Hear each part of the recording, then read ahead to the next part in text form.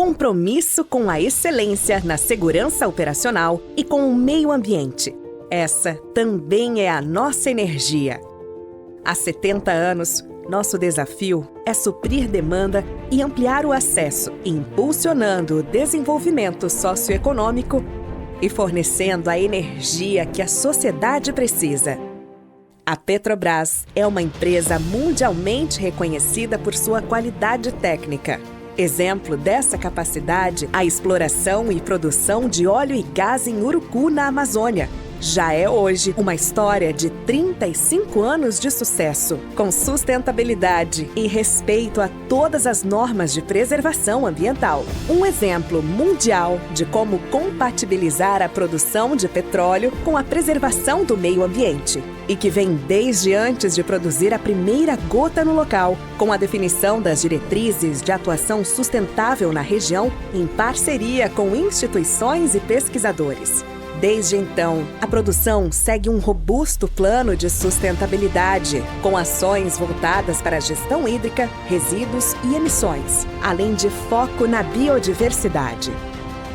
São mais de 1.500 espécies de fauna e flora catalogadas e utilizadas na recomposição da cobertura vegetal, o que tornou o campo de Urucu uma referência internacional. Reconhecimento que se estende a também as demais atividades da Petrobras. Nosso compromisso com a excelência na segurança operacional e com o meio ambiente também está no mar. A Petrobras é líder mundial em águas profundas e ultraprofundas, tendo perfurado mais de 3.000 poços, perfurados sem acidente ou danos ao meio ambiente. Tudo feito com a mesma excelência técnica e zelo ambiental que transformaram as bacias de Campos e de Santos em polos de produção offshore mundialmente reconhecidos. Uma atuação reconhecida pelo compromisso com a redução de emissões de gases de efeito estufa, além de mais de uma década de ações de descarbonização com uma consistente trajetória rumo a uma economia de baixo carbono. Em 15 anos, reduzimos em 50% a intensidade de emissões de gases de efeito estufa nas atividades de exploração e produção da Petrobras. E os campos do pré-sal têm hoje emissões bem menores do que a média global. Nas nossas operações, contamos ainda com a maior rede de proteção ao meio ambiente da América Latina, os nossos Centros de Defesa Ambiental. Essa estrutura é complementar às de todas as bases e unidades da Petrobras, garantindo proteção e cuidado com o meio ambiente em casos de necessidade. São 12 centros de defesa ambiental em todo o território brasileiro, além de estruturas de resposta globais e recursos de proteção e limpeza de costa espalhados por todo o país. Excelência técnica e cuidado ambiental são parte fundamental da nossa energia.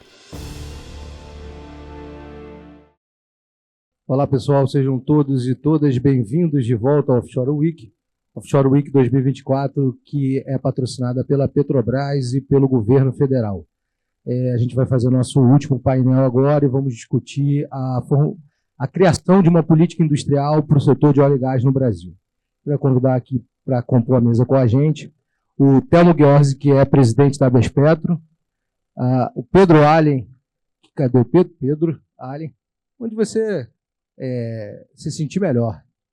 Pedro Allen, que é gerente de política industrial, gerente executivo de política industrial do IBP, o Instituto Brasileiro de Petróleo e Gás, e a Karine Fragoso, que é gerente de óleo e gás da Firjan, a Federação das Indústrias do Rio de Janeiro. Obrigado a todos pela gentileza de estar com a gente. E nesse painel a gente vai tentar discutir um pouquinho sobre uma política industrial para o setor de óleo e gás. Toda vez que a gente fala de política industrial para o setor de óleo e gás, a gente imagina políticas de conteúdo local, mas uma política industrial é muito mais do que só o conteúdo local. Então é um pouquinho do que a gente vai tentar nesse último painel do Offshore Week 2024, discutir como a gente pode fazer com que os fornecedores no Brasil ganhem competitividade, ganhem escala e tenham um fôlego para fornecer não só para o Brasil, mas também para outros lugares do mundo, como já acontece aqui com um segmento muito específico, que é o Subsea, que tem essa capacidade de exportação. Como é que a gente pode dar essa capilaridade para os demais fornecedores da indústria? Eu queria começar esse bate-papo fazendo uma pergunta igual para cada um dos nossos convidados, e eu queria conversar com você, Karim, que é onde estamos, para onde vamos e como iremos. Obrigado pela gentileza de estar aqui com a gente. Obrigada, Felipe. É sempre muito bom, né, a gente poder debater sobre um tema tão caro para a gente, da indústria. Agradecer aí a presença de todos, né, também agradecer aí quem nos assiste, dizer que foi muito bom ter vindo também para poder participar dos painéis anteriores, porque a gente também vai se enriquecendo, né, de informações e de conceitos que são fundamentais para nós. E é exatamente isso, né, antes de ir direto ao ponto aí da sua pergunta, a indústria, né, que a gente representa, que é a cadeia produtiva, né, que está atrelado a esse grande mercado de óleo e gás, ela precisa de tudo isso que foi dito anteriormente, né? Se não tiver lá a sísmica, se não tiver o leilão, se não tiver, né, a regulação ou incentivo para o investidor, a indústria não pode participar no final do dia. E aí, com relação à tua pergunta, é mais uma daquela lista de nem com bola de cristal, né?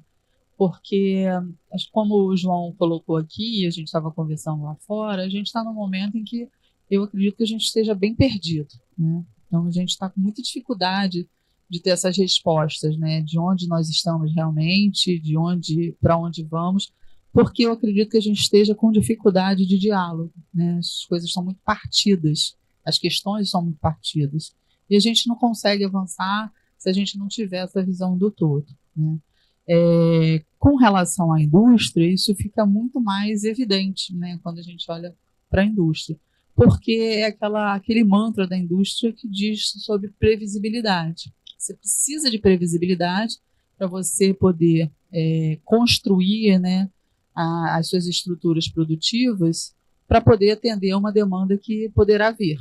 Então, se você não tem previsibilidade, você não constrói, por exemplo, um acesso a um insumo estratégico que vai poder te permitir estar num contrato de fornecimento. Você não forma novos profissionais com os quais você vai precisar trabalhar para poder também fornecer. Então, essa falta de previsão de futuro, né, de você conseguir enxergar para onde está indo, com que instrumentos você vai, né, que dificulta, de fato, você se preparar para poder enfrentar os desafios que virão, né? Com relação à política industrial, né, ou com relação a conteúdo local, e a gente, né, sempre defendeu que a gente nunca teve no país uma política de conteúdo local. Nós temos uma cláusula de conteúdo local dentro de contrato de concessão, mas não uma política que viabilize o operador que tem um compromisso de fazer conteúdo local a, de fato, realizar aquele compromisso dentro dos parâmetros de competitividade que vão colaborar, obviamente, com o negócio dele e com o fortalecimento da indústria, no nosso caso, aqui no Brasil.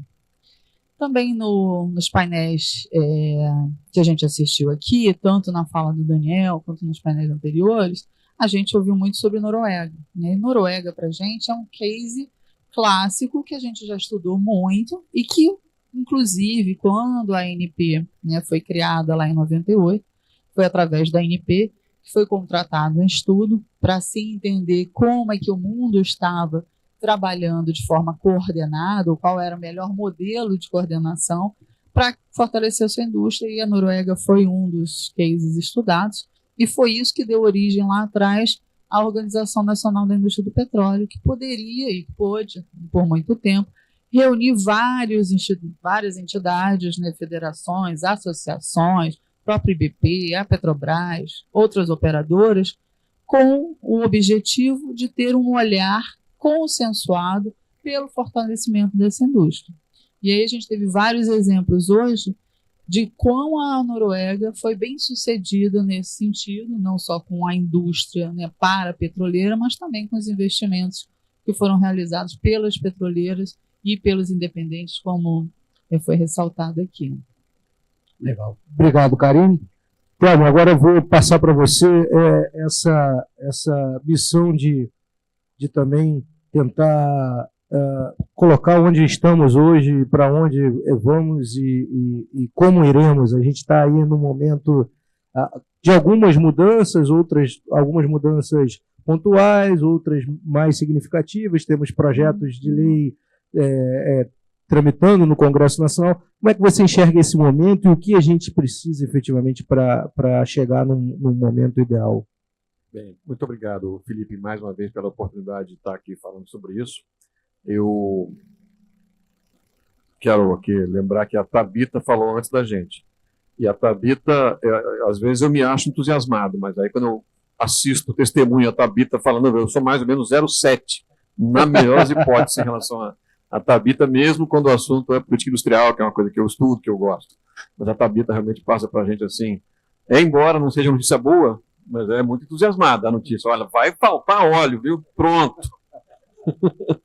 Enfim, e na questão industrial nós temos uma situação mais ou menos similar, que é um tanto quanto desesperadora, mas é mais antiga, né? Porque a gente nunca conseguiu construir uma indústria, uma cadeia produtiva robusta a ponto de ser um pouco menos dependente da demanda local, exceto a área de subsea, como já comentaram aqui, como o Felipe já tinha comentado, de equipamentos submarinos, mas não foi com essa visão, não foi com essa finalidade. Sim, sim. Acabou acontecendo. A indústria de equipamentos submarinos é tão boa aqui no Brasil que ela hoje é capaz de exportar. O que nós temos de construir é os demais integrantes, demais elementos, demais elos dessa cadeia produtiva serem competitivos a ponto de atender o mercado local com folga e ainda exportar.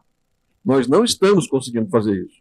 A gente tem muitos segmentos brasileiros que não conseguem atender nem o mercado local, muito menos exportar. Por várias razões. O instrumento, como a Karine falou, de conteúdo local, que impõe uma exigência de conteúdo local alta e uma multa alta, gerou uma bela indústria de multa, mas não gerou uma indústria capaz de ser exportadora. A área de equipamentos submarinos hoje, com conteúdo local alto ou baixo, é irrelevante. Ela é competente, ela vai exportar como está exportando. Para o Suriname, até para a Noruega. Nós, recentemente, na BESPET, fomos procurados, falei Suriname, mas é Guiana, nós fomos procurados pelo governo do Suriname e pelo governo da Namíbia, querendo saber como é que eu compro no Brasil equipamentos, serviços e tal. Nós estamos discutindo com o Itamaraty até, como é que ele faz para fazer um acordo bilateral, como é que eu torno mais fácil vender para esses outros países, não só Namíbia, que está começando agora, deve ter 3 ou 4 postos exploratórios lá, mas um dia espero que eles tenham muitos, e pode ser um novo boom, pode ser uma solução, contribuir para a solução, mas enfim, o Brasil, na questão de conteúdo local, evidentemente precisa fazer o que era recomendado lá quando a ANP foi criada, em 98, 99, que é ter um conteúdo local bonificador. Nunca fizemos. Não é punir quem faz menos, é premiar quem faz mais. Nós nunca fizemos isso. Está na hora de fazer. Até mesmo usando o prêmio do conteúdo local adicional para quem fizer, para comprar o próximo bloco exploratório. Hoje não tem nenhum prêmio, só tem multa. Então essa é uma mudança que precisa acontecer, já está tarde, né? A outra mudança que precisa acontecer, o João Correia comentou aqui antes, dos 4 bilhões por ano que nós temos de investimento em pesquisa, desenvolvimento e inovação, muito pouco disso é investido em acúmulo de competências tecnológicas da cadeia produtiva nacional. Então, há muito dinheiro, por exemplo, do total de dinheiro, 47% é gasto com universidade, estritamente com universidade. O que a gente defende é que, tomara que seja 80% com a universidade, em vez de só 47%, mas sempre integrado com a indústria. Não fazendo pesquisas que não tenham uma finalidade social, uma finalidade econômica. E hoje tem muito esforço da academia separado da indústria. Então, isso para nós é fundamental. Se nós não fizermos a integração da academia com a indústria, nós vamos continuar fazendo pesquisas básicas não orientadas, cujo efeito é bons papers, mas sem efeito econômico ou social. Vocês vão lembrar que de 2005 a 2012, durante 7 anos, a regulação de PDI permitia que empresas privadas com fins lucrativos pudessem fazer pesquisa no Brasil, pudessem fazer inovação no Brasil. Por isso que foi construído o Parque Tecnológico da UFRJ. No dia 24 de dezembro de 2012, mudou a regra, no meio do jogo. Aliás, um pouquinho depois do jogo. Os centros de pesquisa estavam já construídos e foram abandonados. Hoje estão vazios lá, porque mudou a regra e só a universidade pública passou a poder usar aquele dinheiro. E nós estamos até hoje nesse negócio, nessa separação de academia e indústria. Então o Parque Tecnológico continua esvaziado por causa disso. E a outra coisa que nós nunca fizemos é monitoração do desempenho. A gente faz a política de PDI, de conteúdo local, mas melhorou ou piorou? Está bom ou está ruim? Aumentou ou diminuiu? Nós não temos monitoração. Então, se não se monitora, evidentemente que não se pode saber se está bom ou se está ruim, não há evolução. Então, nós temos esses fatores a mexer na política industrial. Uma última frase. A NIB, a Nova Indústria Brasil, do MIDIC, cobriu uma série de pontos, menos a cadeia produtiva dela de energia. Então, nós não fazemos parte, a cadeia produtiva de energia não faz parte da política industrial do governo federal. Tem uma lacuna na política industrial do governo federal, que talvez a gente tenha que preencher por nós mesmos. Obrigado, Telmo. Telmo, que é da Bespetro e representa a indústria fornecedora, e agora a gente vai ouvir o Pedro, que está aqui como gerente executivo do BP, representa as operadoras. Pedro, obrigado pela gentileza de estar com a gente. Como é que vocês enxergam esse desafio de política industrial? Você trabalha diretamente com isso dentro do IBP, a construção de uma política industrial para que a gente tenha uma cadeia de fornecedores que seja sustentável e competitiva globalmente. Bom dia. Em primeiro lugar, agradecer o convite, Felipe. Bom dia, meus colegas aqui de painel, todos que estão assistindo presencialmente ou virtualmente. Quando a gente fala política industrial, a primeira coisa que vem na minha cabeça é competitividade. E competitividade é alinhamento de astros, vamos dizer assim. Tá? E o bom é que a gente consegue botar a mão em alguns desses astros para eles poderem se alinhar. Nem todos, mas alguns a gente consegue. Então, desde o mais macro que a gente possa imaginar, de uma política econômica, até reforma micro, até a ação setorial, esse conjunto todo é uma política industrial. A gente não pode olhar só o que está sendo feito para o fornecedor do setor aqui e esquecer o resto, porque ficar dando tiro na água. Tá? Então, a gente tem que enxergar essa cadeia toda que vai resultar em aproveitar uma oportunidade e fortalecer uma competitividade em construção para que ela se consolide e não dependa mais dessas muletas. Que, assim, não tem nada de errado em fazer essas ações, né? Mas a gente tem que enxergar, ter a visão de que isso precisa ser algo que ajude e que não vire uma dependência. Tá? E aí, assim, bom, não vou ficar discutindo macro aqui, acho que não é o caso, né? Só falar que tudo isso influencia. Tá? No caso específico da cadeia de óleo e gás, a primeira coisa que precisa é existir um mercado. Então, é necessário que você tenha os leilões regulares, é necessário que se adquiram blocos nesses leilões, né? Esses leilões têm que ser atrativos, e é necessário que você faça os investimentos para aproveitar o potencial dessas áreas. Né? Então, campanhas exploratórias e onde está o grosso do investimento no desenvolvimento da produção. Então, você precisa achar óleo, você precisa repor reservas para ter o investimento, para existir a demanda, para poder fazer a ação da política industrial. Tá? e que aí vai muito mais, mas muito além do que uma obrigação com a punição sem ter nada agregado a isso, do ponto de vista de gerar competitividade na oferta. Né? Então, a gente vai olhar, ok, você tem uma obrigação. Existem segmentos que tornaram-se competitivos, Subsi é um exemplo.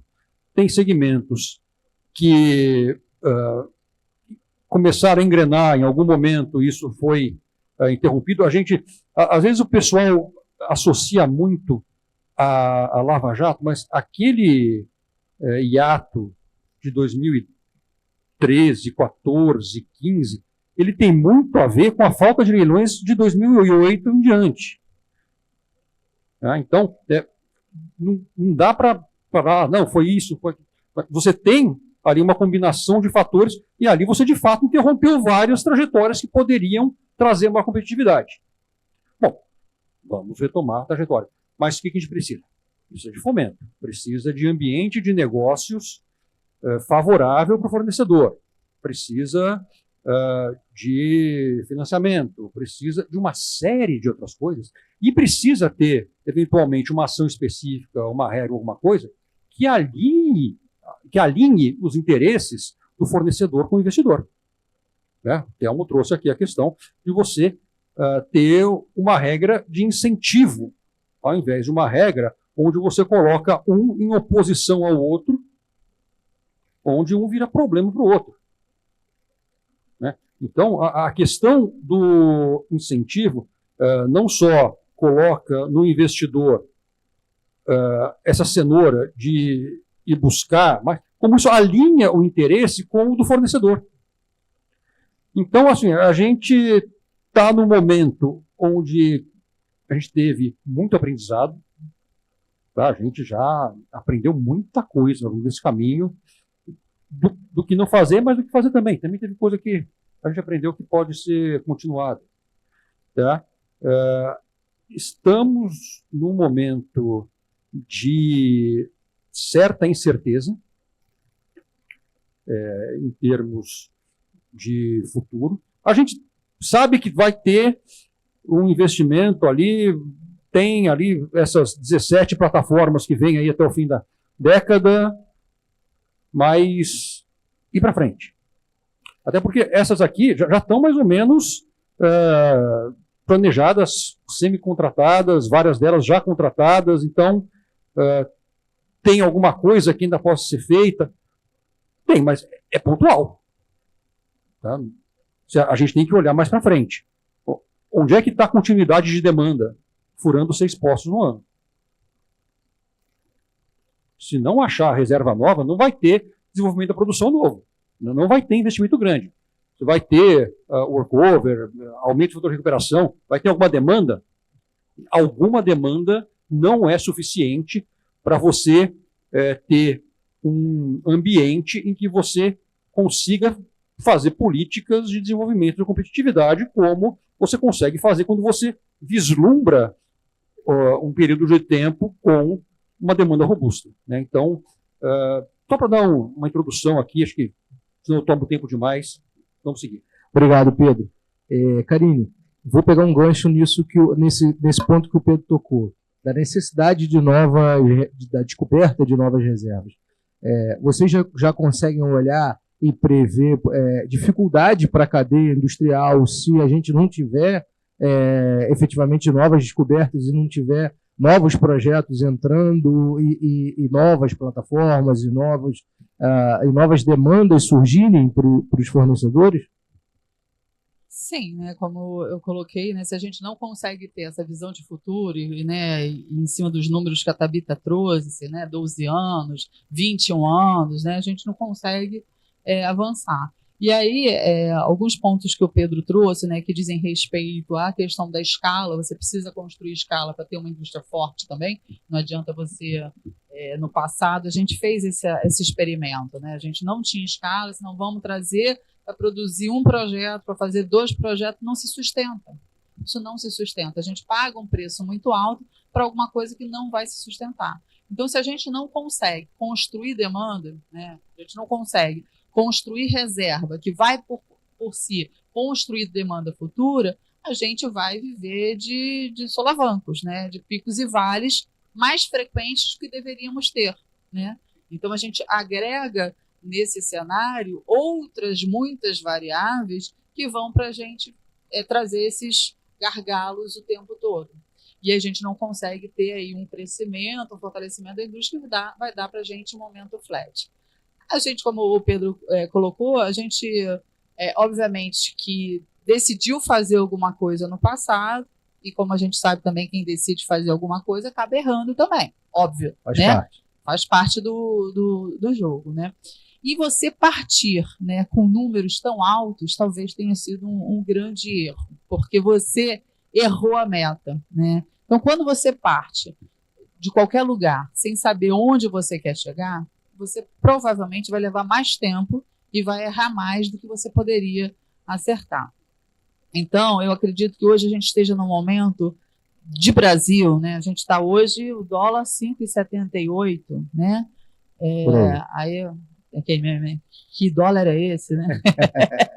Então, assim, tem um dólar a esse valor, né? A gente teve recentemente, acho que a gente reduziu um pouco o preço de referência do barril, né, de petróleo. Então, é um mundo, como o Pedro colocou também, que a gente está agregando incertezas, né? E é um momento que, por outro lado, para o Brasil, é favorável no sentido do que o Telmo trouxe, inserir dentro de uma política industrial a visão desse encadeamento produtivo que é tão fundamental para nós, né? O que o petróleo representa para a gente no Rio de Janeiro? Né? Algo em torno de 50% da economia.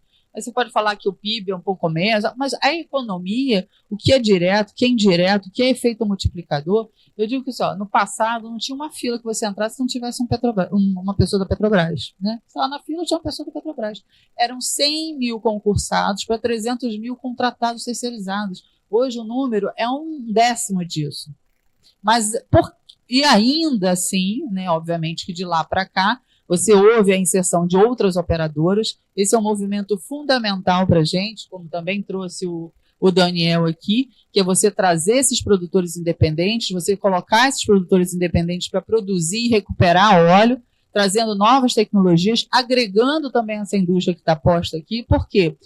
A indústria não tem participado dos novos investimentos, mas tem participado de toda a manutenção e operação. É uma indústria que precisa estar próxima, perto, ao alcance. Então, ela está viva. Ela precisa ter novo fôlego para poder atender novas demandas.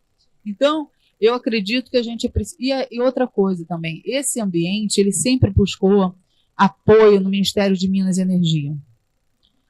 O Ministério de Desenvolvimento Industrial nunca deu, de fato, uma resposta mais forte para esse ambiente.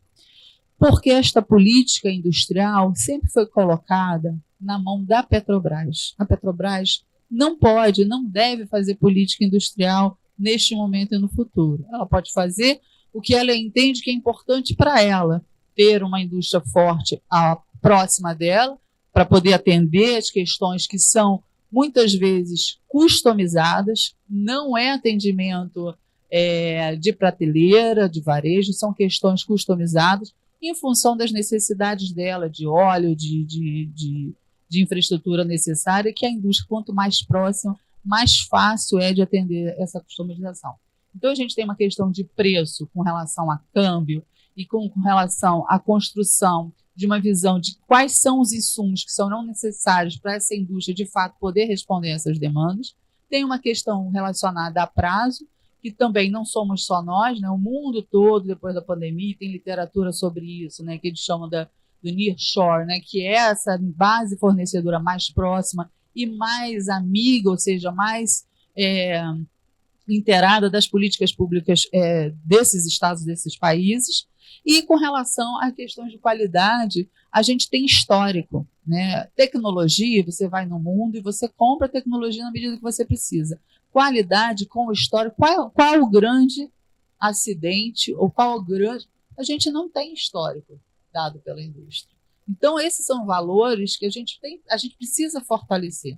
E aí, usando aqui o espaço rapidamente para dizer o que é a Federação de Indústria, né? A gente, pela Federação de Indústria, a gente tem um trabalho que é muito próximo aí do trabalho do IBP, no ambiente em que está inserido o Pedro e está o Cláudio agora aqui também responsável por esse ambiente, como o Telmo faz também muito bem, que é o do acompanhamento regulatório, né, legislativo, mas trabalhando também nas segundas ondas. Então, a gente teve agora a aprovação dos projetos de lei que viraram leis, né, do hidrogênio, combustível do futuro. Tudo isso vem numa segunda onda, como a gente vem trabalhando na questão do gás, com a regulação. Então, como é que essa regulação coopera no sentido de você fortalecer o encadeamento produtivo também? Não é só você produzir energia, ou você produzir um combustível menos poluente ou menos emissor, mas também como é que a indústria no Brasil vai participar desse jogo. Então, isso é o que também nos interessa como Federação de Indústria, que está olhando o quê? Oportunidade de negócio para a sua indústria, para fortalecer a sua indústria. Quando essa indústria ela é contratada, ela vai precisar de gente formada e vai precisar, potencialmente, de soluções tecnológicas. Aí a gente entra com o Senai, né? Esse que é o nosso trabalho. E aí a gente passa a ter um olhar no trabalhador com o SESI. Então, vai para a segurança do trabalho, vai para as questões de saúde, de responsabilidade social, e a gente, com isso, vai passando pelas casas que estão dentro da Feijão. A gente hoje, na verdade, a gente está fazendo gestão não só de óleo e gás, a gente é responsável também agora, dentro da federação, pelas novas tecnologias, né, para essas novas energias. Então, a gente está olhando a eólica offshore, a gente está olhando todas as questões relacionadas a hidrogênio, aos combustíveis, SAF, as questões relacionadas à petroquímica, como o Almirante Saboia disse aqui, né, a gente vai continuar precisando de petróleo, porque a gente vai continuar precisando de água, de energia e de alimento. E o petróleo está nisso tudo, né? Ele inclusive, viabiliza esse conforto para todos nós. Inclusive nas placas de fotovoltaicas tem petróleo. Em todos eles. E tem mais, né? Tem um outro ambiente que a gente precisa falar conectado com essas visões, que é o ambiente da mineração, né? São os minerais críticos que também estão nesse jogo e que a gente vai precisar falar mais. Então, assim, a gente tem uma visão, né? uma expectativa de demanda que vai potencializar, né, a participação da indústria nacional. Mas, para isso, a gente precisa fazer o nosso dever de casa, né, dentro daqueles vários deveres de casa que a Thabita colocou também, de preparar um ambiente para que essa indústria seja viável, né? Não adianta eu determinar que você tem que comprar, né, a camisa que eu produzo. Não adianta. Você só vai comprar se você achar que aquela camisa vai te servir e que está adequada ao teu propósito. E outra questão também é assim, esse tipo de comparação de que a gente é sempre comparado, né? A nossa camisa de alfaiataria, eu falo assim, a nossa camisa, né, de alfaiataria é comparada com a camisa de malha né, sem costura, que é vendida em série. Então, não dá para comparar alhos com bugalhos, né? Essa indústria ela tem demandas específicas, tem demandas customizadas. A indústria no Brasil pode se especializar nesse tipo de demanda, mas não pode ser comparada com a fabricação em série, porque aí você insere num jogo, né, coisas que são discrepantes. E se você utilizar essa visão para fazer política pública, você vai fatalmente errar novamente. Legal, obrigado, Karine. Telmo, o Jorge Boer, que é da BDI, está vendo a gente aqui online. Era para ele estar aqui, mas ele teve um compromisso e não conseguiu vir. Ele está vendo a gente e mandou uma mensagem para você, Telmo. Está dizendo aqui, Telmo, o setor de óleo e gás está no PAC. Na agenda do governo, sim, apesar de não constar na nova indústria do Brasil. Porque a nova indústria está organizada por missão e não por setores. Esse é o comentário que ele manda. E aí eu te faço uma pergunta.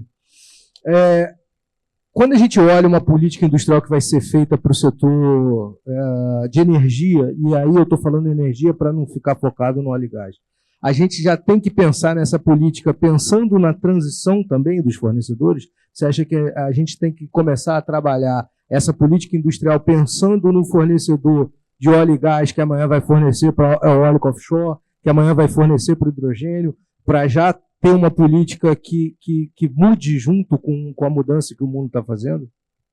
querendo ou não, isso está acontecendo, né? Os mesmos fornecedores que fornecem hoje bens e serviços para petroleiras são as empresas que vão fazer uma eólica offshore flutuante, são as mesmas empresas. A empresa que vai fazer captura e armazenamento de carbono são as mesmas empresas. Que vai fazer, como já está fazendo, a árvore de Natal submarina para reinjeção de carbono, é as mesmas empresas. Então, de certo ponto de vista, a cadeia produtiva pode até ser otimista. A gente não sabe qual vai ser a matriz do futuro, do ponto de vista energético.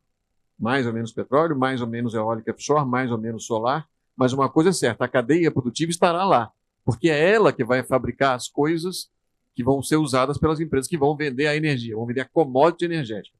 Nós temos um problema aqui nisso, que é, hoje, o Brasil está aumentando muito rapidamente a sua produção de energia elétrica de fonte solar. Mas uns 95% dos painéis fotovoltaicos vêm da China. Se alguém acha que isso é política industrial, eu lamento informar, está redondamente enganado. Então, isso é uma política desindustrial. É um jeito de destruir o país do ponto de vista industrial. Então, nós tínhamos de criar mecanismos, mais uma vez, sem multas, mas de incentivos, para que as células fotovoltaicas fossem feitas aqui e que nós exportássemos para a China. Célula fotovoltaica. Para a China, para a Namíbia, sei lá para onde for. Nós não podemos manter esse negócio de apenas produzir a energia limpa, solar. Nós temos que produzir os bens e serviços que permitem produzir a energia solar. Isso vale para a eólica também. Os Estados Unidos, com seus mecanismos lá de política industrial, meio que estimulou empresas de produção de pás eólicas, geradores eólicos, irem montar suas fábricas lá, inclusive empresas brasileiras. Coisa que nós não fizemos aqui. Nós deveríamos ser, no Brasil, os grandes exportadores dessas coisas, dessas novas tecnologias. Desenvolver aqui e exportar daqui. Nós não estamos nem perto de fazer isso. O Jorge falou das missões. A missão número 5, que é a transição energética, a missão da NIB, é a única que fala rapidamente sobre petróleo. As 102 páginas da NIB, 102 páginas, eu li integralmente. A palavra petróleo aparece uma vez. Então, não é, de fato, assim, o foco do Estado fazer com que a cadeia produtiva da área de petróleo se expanda para ser exportadora de bens e serviços para petróleo e outras energias. Nós estamos longe disso.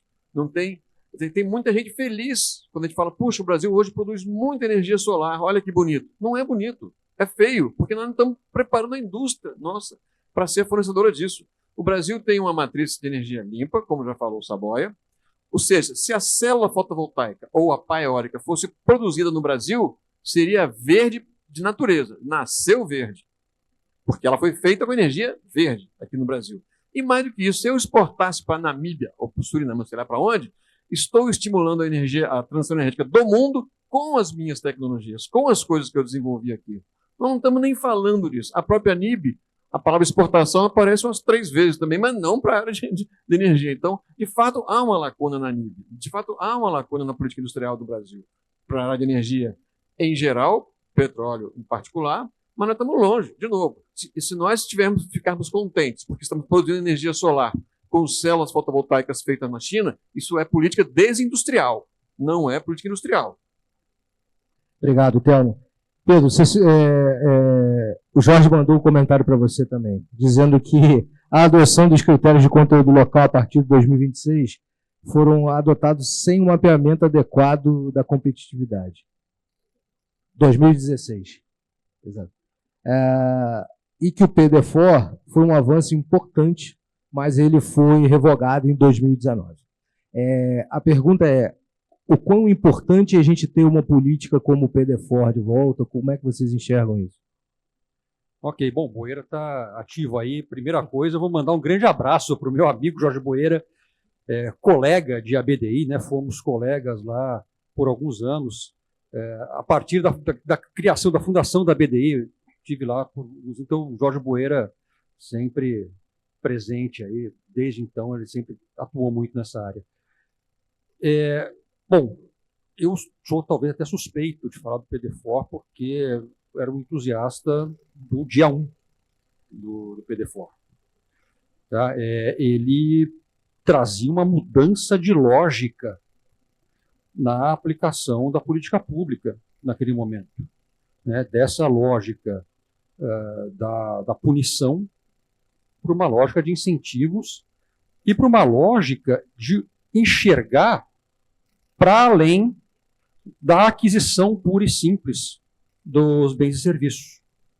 Então, você tinha duas linhas de mecanismos muito bem definidas, as bonificações, que eram dinheiros de excedentes ou de investimentos específicos feitos pelos próprios operadores, e os incentivos, que eram multiplicadores a serem aplicados nos certificados de conteúdo local a partir de esforços extraordinários feitos pelos próprios fornecedores.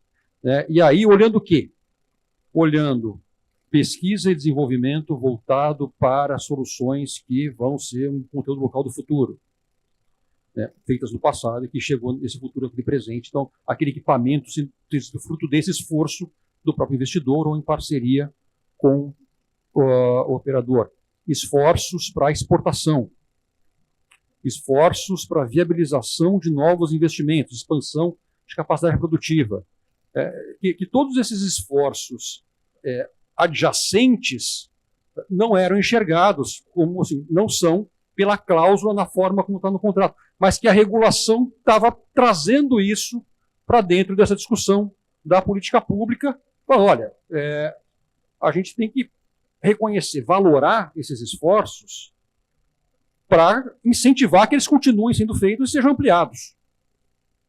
E são eles que vão, ao fim e ao cabo, gerar elementos de competitividade que vão resultar na compra em si, que é só o que estava sendo medido.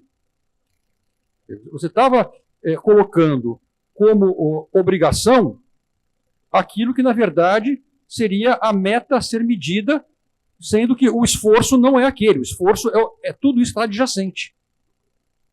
Então, sim, o PDFOR foi um elemento ali que trouxe bastante expectativa e que, infelizmente, foi interrompido, mas que trazia toda uma mudança de lógica muito bem-vinda para essa discussão da política industrial.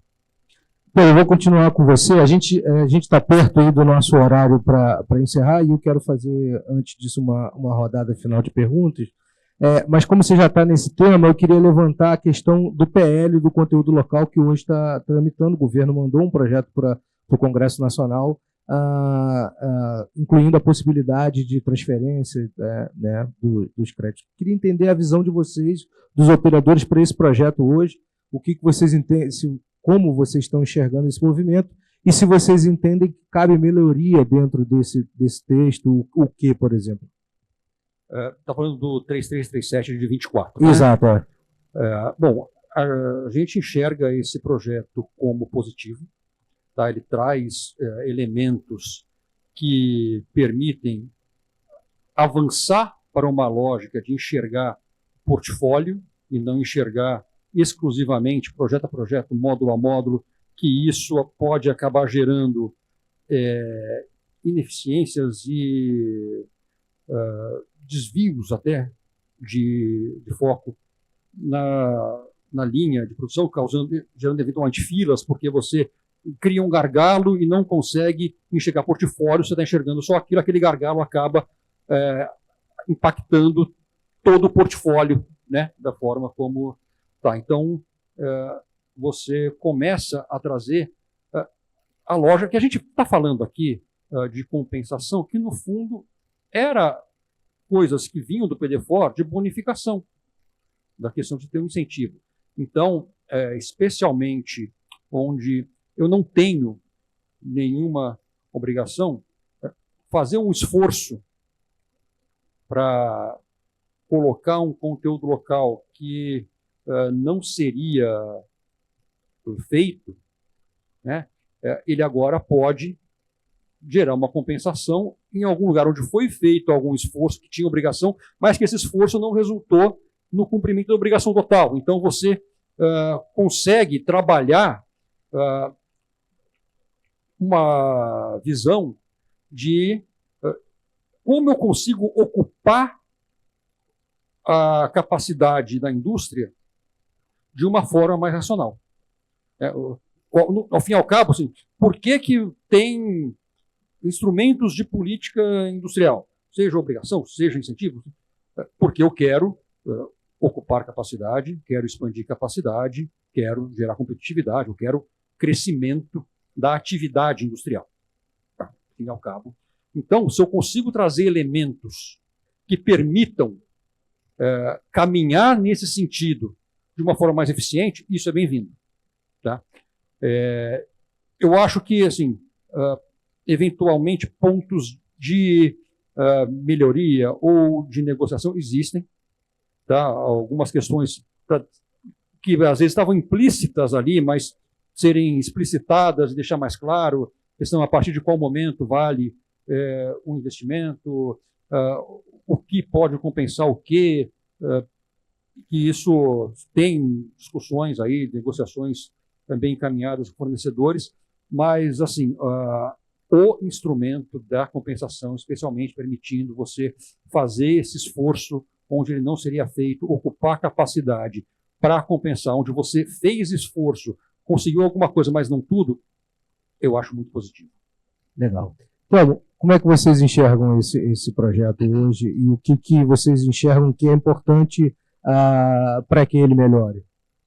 Bem, primeiro eu quero redestacar aqui o PDFOR. Pode ser que tem gente aqui que não acompanha. O PDFOR é o Programa de Desenvolvimento da Cadeia de Fornecedores. Foi publicado, é um decreto da presidenta Dilma de janeiro de 2016. Naquele mesmo ano, a presidenta Dilma acabou saindo do poder, por fatores que nós conhecemos aqui, e, entre outras razões, foi por isso que o PDFOR não foi em frente e acabou sendo revogado em 2019, já no governo Bolsonaro. Mas o PDFOR, de fato, como o Pedro falou, quero reiterar isso, ele tinha ali a semente da mudança, que era a bonificação em vez da multa. Era bonificar a engenharia, em vez de mera fabricação. Engenharia importa muito mais do que mera fabricação. Então, o PDFOR, não tenho dúvida que o Brasil precisa de um novo PDFOR. Talvez com outro nome, talvez com outro formato, talvez com outros elementos, porque são quase 10 anos de PDFOR, mas o PDFOR trazia ali a semente de uma mudança positiva. E o PL 3337, ele embora muito pontual, muito pequeno, né, ele cobre um pedaço só, ele tem esse lado positivo, ele vai nessa linha, permitir premiar, bonificar conteúdo local. Adicional, né? No caso ali, o mais relevante ali é o caso da rodada zero, que não tem exigência nenhuma de conteúdo local. Se for feito algum conteúdo local, esse conteúdo local seria excedente. Portanto, merece um prêmio. O que a ABSPET tem discordância é se esse prêmio deve ser a compensação de um conteúdo local não atingido em outro lugar, em outro projeto. Nós temos dúvidas que a gente acha que isso pode resultar em jogo de soma zero. Isso equivale a dizer assim, nesse projeto eu fui muito rápido, eu terminei um ano antes, me dá um prêmio. Nesse aqui eu atrasei, eu vou pagar, peguei esse atraso, esse adiantamento, jogar naquele atraso. Esses projetos diferentes podem ser meio não comunicáveis. Então, quando você joga o conteúdo local excedente de um projeto em outro projeto completamente diferente, de outra rodada, de outro assunto, de outra coisa, outro universo, outro contexto, esse jogo pode ser jogo de soma zero.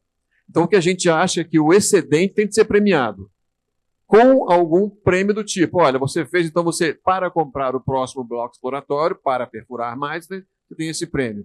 Ou tem algum outro tipo de benefício perante a Petrobras. Se você fizer conteúdo local fornecedor, né, excedente, a Petrobras paga alguma coisa a mais, mas esse dinheiro tem de vir do Tesouro, cada um. Então, acho que tem de ser premiado, mas não acho, eu tenho dúvidas sobre a intercambiabilidade entre projetos diferentes. Mais uma vez, para usar essa figura, essa analogia, né? Um projeto atrasado pode ser compensado por um adiantado, projetos diferentes. Eu acho difícil de fazer essa compensação. Acho que é um pouco complicado. Legal. Obrigado, Thelmo. Karine, como é que vocês estão vendo esse projeto e todo esse movimento? E aí, queria que você comentasse também do PDFOR, se você acha que é importante voltar. Isso assim, é porque o tempo é muito curto, né, para uma discussão que A gente deve pode ser ficar tão profunda. o dia inteiro aqui discutindo isso. E aí, assim, só fazer um registro, que óbvio que a gente vai buscar na Noruega algum exemplo, mas veja, o país Noruega é muito distinto do país Brasil. E aí vamos lá para a complexidade, né, que o Almirante Saboia colocou aqui mais cedo. É muito complexo. Por exemplo, esse tipo de premiação não é permitido pela legislação brasileira. O que é permitido na Noruega? Se eu faço mais aqui, no próximo eu vou iniciar com eu inicio com ponto a mais. Isso não é permitido pela legislação brasileira. Então, essa proposta não se aplica. Muito do que a gente viu no PDFO, e foram discussões acaloradas, foram de muito boas ideias, mas que a gente não conseguia aplicar na realidade brasileira. Isso é uma questão. Uma outra questão que eu queria voltar também, com relação às novas tecnologias e como o Brasil se insere, concordo com basicamente tudo o que o Telmo falou, e acrescento o seguinte: quando a gente olha, por exemplo, a indústria naval, né, e a gente olha para a França como um exemplo, o que a França faz? Ela, o tempo todo, ela trabalha com os mercados. Então, a indústria naval, ela fornece para um mercado de petróleo, que seja, mas fornece para o mercado de defesa e ela vai trabalhando nos picos e vales. O que a gente não faz aqui. A nossa indústria petroleira foi se especializando em petróleo. Então, quando o petróleo sofre, quando a gente tem uma queda, quando a gente não tem leilão, quando a gente não tem demanda, a indústria sofre junto. E a gente não tem essa outra tecnologia que a indústria possa fazer aí a sua sustentabilidade. Isso é fundamental. A gente também tem uma outra dificuldade, que é uma outra dificuldade histórica, apesar da nossa indústria ela foi se especializando, e mais, né, o que a gente via no passado era uma especialização em Petrobras, que tem uma linguagem que era diferente da Statoil, né? Lembra da Statoil, né? Então, que era diferente da Shell. Então, cada um compra de uma forma também. E a nossa indústria ela estava muito viciada na forma de comprar da Petrobras, e isso trouxe problemas também. Acho que isso também é parte do aprendizado. Então, vamos lá. É fundamental que essas novas tecnologias, para essas novas energias que a gente vai agregando, a indústria participe já desde o início e seja percebida, como o Telmo colocou, desde o início dentro de uma política industrial. A gente não quer só gerar energia, né, para ser um país bonito, a gente quer gerar energia para ser um país forte, potente, né, como a Tabita gosta de dizer, a gente é uma potência, mas a gente tem que fazer uso dessa potência, que é esse mercado enorme que a gente tem, que a gente está entregando, né? Voltando ao ponto que é a questão da 3337, a gente acredita que seja uma boa proposta, mas que, obviamente, precisa ser melhor trabalhada. Mas estamos, né, de forma conjunta, eu acho que nesse sentido tem um consenso que é maior do que o não consenso pela aprovação desse projeto de lei, porque a gente entende que é uma oportunidade da indústria participar. Mas veja, novamente, né, a gente precisa ter dentro dessa proposta uma visão também de indústria. Não pode ser tudo em serviço, e a indústria fica novamente fora. Então, essa proposta tem que, de fato, observar alguns parâmetros para que a indústria seja beneficiária desse também benefício para os operadores. Porque, veja, ele vai substituir algo que ele potencialmente vai ser punido por algo que vai ser benéfico para ele, vai ser benéfico para a indústria. Então, neste olhar, a soma final é positiva e não negativa, né? A gente também não quer empatar, mas a gente quer que seja positiva. E com relação ao ponto que o Telmo traz também, da questão da exportação, é óbvio que a gente, né, quer fazer parte desse mercado, existe demanda para isso no mundo, né? Guiana, né? A gente fala muito, a Guiana, Suriname, a gente ainda tem muito o que explorar no Brasil. Então, assim, a gente ainda tem algumas prioridades no Brasil, e aí eu vou colocar aqui um destaque que a gente faz com relação ao contrato de concessão, que é da indústria nacional ser consultada. Porque aquela estratégia, né, de colocar a multa no preço não é benéfico para ninguém. Não é benéfico, né, para quem está fazendo a política, para quem está fiscalizando, não é benéfico para a operadora, que vai acabar pagando mais caro do que ela poderia pagar, não é benéfico para a indústria, porque não está inserindo a indústria, não é benéfico para ninguém. Então, quando a gente está nesse ambiente, a gente está tendo prejuízo, né? E a gente vai somando prejuízo. Então, é uma das coisas que a gente tem que entender e trabalhar também. E aí isso está dentro do PDFOR, né? Eu acredito também, e eu acho que o PDFOR teve também uma outra questão, que naquele momento, pelo menos 2016, 2017, ele teve a liderança do Ministério de Indústria, e que estava, de fato, preocupado com a indústria. Obviamente, que atendeu o clamor dos operadores, né, de quem estava ali com o compromisso de fazer, mas com o olhar de como é que isso aqui vai, de fato, construir uma indústria que seja mais sustentável e que fique com menos risco de passar por longos vales e picos. Legal.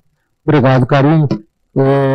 A gente já avançou no horário combinado e a gente não quer também atrapalhar o almoço de ninguém. Então, eu vou agradecer a gentileza do Pedro, do Telmo e da Karine por estar aqui com a gente, por abrir um espaço na agenda e estar aqui com a gente nesse bate-papo. Agradecer você que está acompanhando essa transmissão desde cedo pelos canais da Agência Eixos, tanto no YouTube, no LinkedIn, no Facebook. A gente encerra aqui a Offshore Week 2024, que tem patrocínio da Petrobras e do Governo Federal. Gente, obrigado, uma boa tarde para todos, um bom final de semana para todo mundo. Tchau, tchau.